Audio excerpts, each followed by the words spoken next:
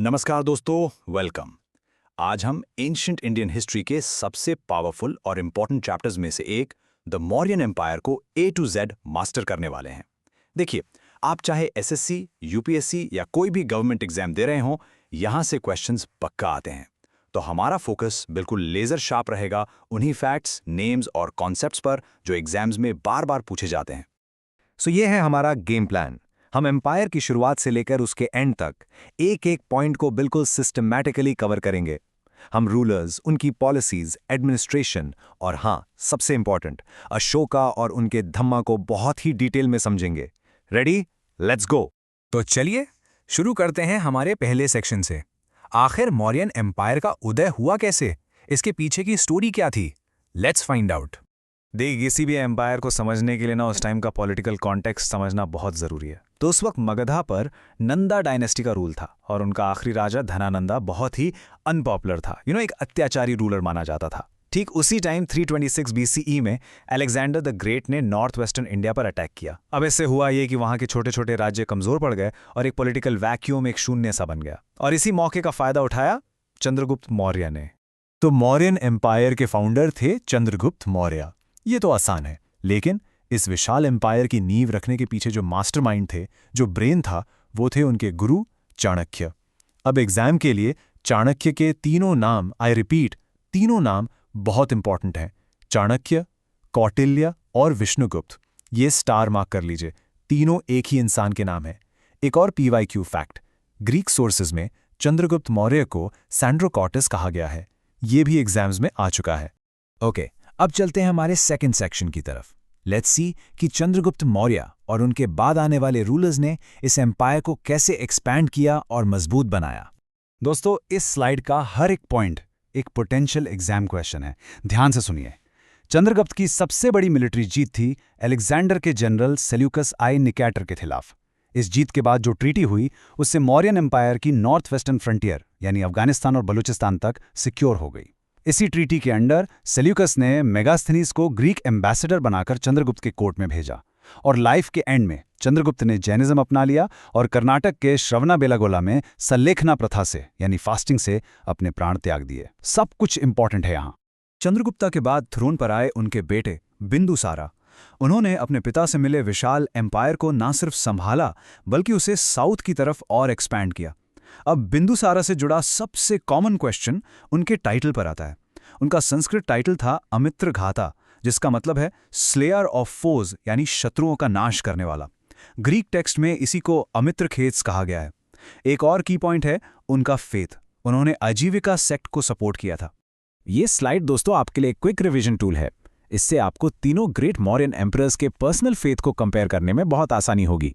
Chandragupta, Jainism, उनके बेटे बिंदुसारा, आजीविका सेक्ट और उनके बेटे अशोका, बुद्धिज्म। ये match the following type questions के लिए एक परफेक्ट क्लासिक टॉपिक है। ये भी दिखाता है कि मौर्यन डायनेस्टी में रिलीजियस डाइवर्सिटी कितनी थी। और अब हम आते हैं मौर्यन एम्पायर के सबसे महान, सबसे फेमस रूलर अशोका की तरफ, और उस एक युद्ध की बात करेंगे जिसने उनकी जिंदगी और उनके एम्पायर की पॉलिसी को हमेशा के लिए बदल कर रख दिया। ये डेट 261 बीसीई, इसको अपने दिमाग में छाप लीजिए। इंडियन हिस्ट्री की ये सबसे इंपॉर्टेंट डेट्स में से एक है। इसे बिल्कुल नहीं भूलना है। ये वो साल है जब कलिंगा का युद्ध हुआ था, a war that change the course of history. ये एक बहुत ही स्पेसिफिक डिटेल है जो एग्जाम्स में सीधे सीधे पूछी जाती है।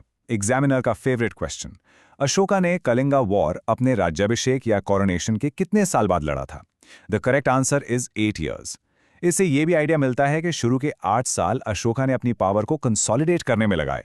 कलिंगा वॉर में इतना खून खराबा हुआ, कहते हैं कि 1 लाख से ज्यादा लोग मारे गए। इसने अशोका के दिल को बिल्कुल पिघला दिया। इसी वॉर के बाद अशोका का ट्रांसफॉर्मेशन हुआ चंदा अशोका यानी द फियर्स अशोका से धम्मा अशोका यानी द पायस अशोका। उन्होंने युद्ध की पॉलिसी भेरी घोषा को छोड़कर धम्मा घोषा यानी कॉन्क्वेस्ट थ्रू धम्मा की पॉलिसी को अपना लिया। कलिंगा वॉर के बाद जैसा हमने देखा, अशोका ने एक बिल्कुल नई पॉलिसी शुरू की जिसे कहते हैं धम्मा। तो चलिए देखते हैं कि ये धम्मा आखिर था क्या। दोस्तों, ये समझना बहुत बहुत ज़रूरी है कि अशोका का धम्मा कोई नया रिलीजन नहीं था। It was not a religion. ये एक मॉरल और एथिकल कोड ऑफ कंडक्ट था, एक आचार संहिता थी। इसके मेन प्रिंसिपल्स क्या थे? नॉन वायलेंस, सभी धर्मों के लिए टॉलरेंस, बड़ों का आदर करना और अपने सर्वेंट्स और स्लेव्स के प्रति दया रखना। बेसिकली इसका मकसद अपने विशाल डाइवर्स एम्पायर को एक मॉरल फ्रेमवर्क के थ्रू यूनाइट करना था। अशोक ने धम्मा को सिर्फ बनाया नहीं, उसको फैलाने के लिए बहुत से स्टेप्स लिए। उन्होंने धम्मा महामत्तास नाम के स्पेशल ऑफिसर्स अपॉइंट किए, जिनका काम था एम्पायर में घूम घूम कर लोगों को धम्मा की बातें सिखाना। उन्होंने दूसरे देशों में भी मिशनरीज भेजे। सबसे फेमस एग्जाम्पल है उनके बेटे महेंद्र और बेटी संघमित्रा को साइलोन यानी आज के श्रीलंका भेजना।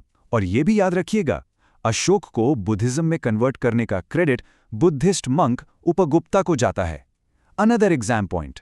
ओके, एक सवाल, हमें ये कलिंगा वॉर और अशोका के चेंज ऑफ हार्ट के बारे में इतनी डिटेल में पता कैसे चलता है? अशोका के किस एडिक्ट में इसका जिक्र है? सोचिए। बिल्कुल सही। इसका जवाब है मेजर रॉक एडिक्ट नंबर 13। ये अशोका का सबसे इंपॉर्टेंट एडिक्ट माना जाता है क्योंकि इसमें कलिंगा वॉर में हुए डिस्ट्रक्शन का जिक्र है, अशोका का रिग्रेट है और उनकी नई धम्मा पॉलिसी का ऐलान है। सब कुछ इसी में है। अशोका के एडिक्ट्स हमारे लिए हिस्ट्री के डायरेक्ट एविडेंस हैं, पर सदियों तक इनकी स्क्रिप्ट ब्राह्मी को कोई पढ़ नहीं पाया था। ये काम किया 1837 में जेम्स प्रिंसेप में। ये नाम एग्जाम्स के लिए एक्सट्रीमली इंपॉर्टेंट है। अब स्लाइड पर दिए गए दूसरे एडिक्ट्स देखिए। Major rock edict 1 animal slaughter को बैन करता है। मेजर रॉक एडिक्ट 7 सभी सेक्ट्स के लिए टॉलरेंस की बात करता है। और पिलर एडिक्ट 7 उनका सबसे लंबा एडिक्ट है, जो धम्मा के लिए किए गए उनके काम की एक तरह से समरी है। ओके, तो इतना बड़ा एम्पायर खड़ा तो हो गया, पर इसको चलाया कैसे जाता था? अब हम मौर्यन एडमिनिस्ट्रेशन और सोसाइटी के स्ट्रक्चर को समझेंगे। मौर्यन एडमिनिस्ट्रेशन दोस्तों हाईली सेंट्रलाइज था, मतलब किंग यानी राजा ही सुप्रीम अथॉरिटी था। लेकिन ऑब्वियसली इतने बड़े एम्पायर को अकेले नहीं चला सकते, तो उसे प्रोविंसेस में बांटा गया था, जिनके हेड अक्सर कुमाराज यानी रॉयल प्रिंसेस होते थे। प्रोविंसेस को आगे डिस्ट्रिक्ट्स में डिवाइड किया जाता था और एडमिनिस्ट्रेशन की जो सबसे छोटी यूनिट थी वो थी विलेज यानी ग्राम, जिसका हेड ग्रामीणी कहलाता था। ये टेबल आपके एग्जाम के लिए एक एब्सोल्यूट गोल्ड माइन है। यहां से direct match the following questions आते हैं। चलिए इनके रोल्स को समझते हैं। समाहर्ता ये था कलेक्टर जनरल ऑफ रेवेन्यू, यानी पूरे एम्पायर के टैक्स कलेक्शन का इंचार्ज। सन्निधाता था ट्रेजरी हेड, सिंपल। राजुकाज डिस्ट्रिक्ट लेवल के ऑफिसर्स थे जो लैंड मेजरमेंट और जस्टिस दोनों का काम देखते थे। और युक्ताज उनके अंडर काम करने वाले सबऑर्डिनेट रेवेन्यू ऑफिसर्स थे। इन सभी नामों को और उनके रोल्स को बिल्कुल रट लीजिए। एक और बहुत ही फ्रीक्वेंटली पूछा जाने वाला सवाल, ग्रीक एम्बेसडर मेगास्थनीज ने अपनी बुक इंडिका में उस समय की इंडियन सोसाइटी को कितने क्लासेस में डिवाइड किया था? The answer is 7 classes. और इंपॉर्टेंट बात यह है कि उन्होंने ये डिवीजन वर्ना सिस्टम पर नहीं बल्कि लोगों के ऑक्यूपेशन या पेशे के बेसिस पर किया था, जैसे philosophers, farmers, soldiers etcetera. Okay, अब हम अपने आखिरी सेक्शन पर आ गए हैं। यहाँ हम उन सोर्सेज की बात करेंगे जिनसे हमें मौर्यन एम्पायर के बारे में इतनी जानकारी मिलती है, और हम ये भी जानेंगे कि इस महान एम्पायर का अंत कैसे हुआ। देखिए, मौर्यन हिस्ट्री को जानने के लिए हमारे पास 2 तरह के सोर्सेज हैं। एक, लिटरेरी सोर्सेज। इसमें सबसे इंपॉर्टेंट है कौटिल्य की अर्थशास्त्र, जो स्टेट क्राफ्ट और एडमिनिस्ट्रेशन पर एक डिटेल्ड बुक है, और मेगास्थनीज की इंडिका। दूसरे हैं आर्कियोलॉजिकल सोर्सेज, जैसे अशोकन इंस्क्रिप्शंस, जिनकी हमने इतनी बात की, सारनाथ का लायन कैपिटल जो आज हमारा नेशनल एम्ब्लम है, और बराबर केव्स। अब आते हैं एम्पायर के अंत पर। मौर्यन एम्पायर के आखिरी राजा थे बृहद्रथ, जिनकी हत्या उनके ही commander in chief Pushyamitra Shunga ने 185 BCE में कर दी, और इसके साथ ही शुंगा डायनेस्टी की शुरुआत हुई। तो ये था मौर्यन एम्पायर का पूरा विश्लेषण एग्जाम के पर्सपेक्टिव से। जाते जाते मैं आपके लिए एक सवाल छोड़ रहा हूं। मौर्यन एम्पायर की सबसे बड़ी देन, सबसे बड़ी लेगेसी क्या थी? पहली बार इंडिया का पॉलिटिकल यूनिफिकेशन या अशोका का धम्मा का आदर्श? इस पर जरूर सोचिए। इसी के साथ हम आज का इस सेशन समाप्त करते हैं। All the very best for your exams. धन्यवाद।